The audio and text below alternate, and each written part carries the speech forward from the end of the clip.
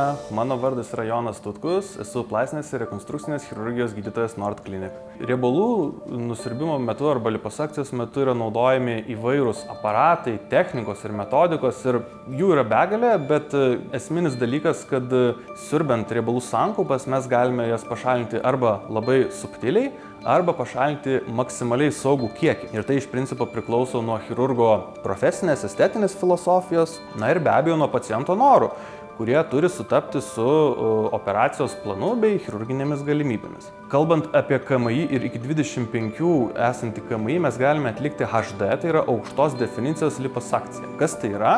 Tai yra būdas, kuriuo metu mes ir sukuriame atletiško kūno įvaizdį.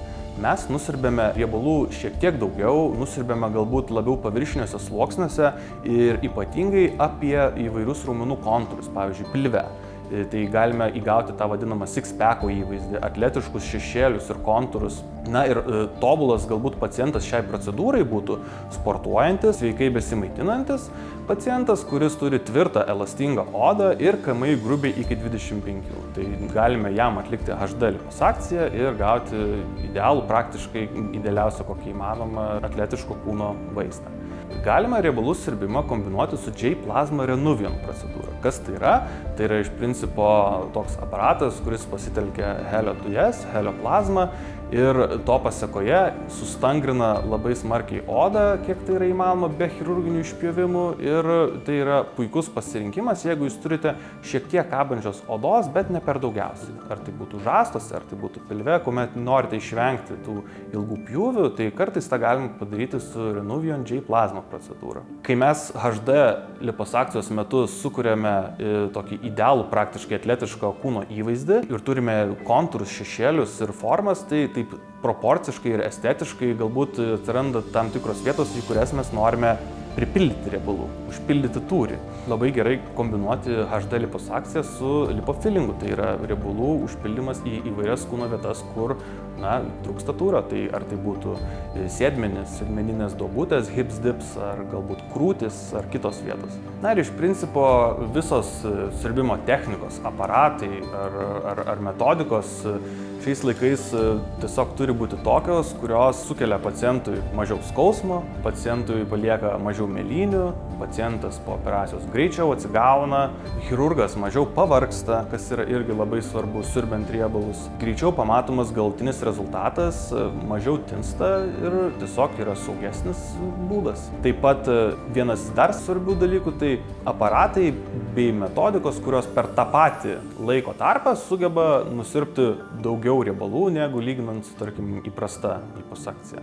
Kalbant apie aparatus, tai mes turime įvairių aparatų, tai yra įprastas aparatas, tai suction assisted lipo vadinamas angliškai, turime galiai asistuojančius aparatus, tai yra power assisted lipo arba ultragarsinis riebalų siurbimo aparatus vadinami ultrasound assisted lipo, kaip pavyzdžiui trečios kartos Vaser. O Vaser angliškai būtų Vibration Amplification of Sound Energy at Resonance. Ką tai reiškia? Iš principo tai yra tiesiog ultragarsinis riebalų siurbimo aparatas, kuris turi specialią ultragarsinę kaniulę. Ultragarso pagalba bangos ilgio dažnis vibruoja atitinkamai ir yra suardomos riebalų ląstelių jungtis, todėl riebalus nusiurbti yra gerokai lengviau. Tai kokie yra Vaser privalumai? Tai vienas dalykas yra, kad kolageno sintezę skatina ultragarsas. Tai reiškia, kad kai mes naudojame Vaserį, tai mes įgauname didesnį odos ir aplinkinių audinių stangrumą. Taip pat lieka mažiau mėlynių, mažiau tinimo, greičiau pacientas atsigauna po riebalų siurbimo, mažesnis chirurgo nuovargis.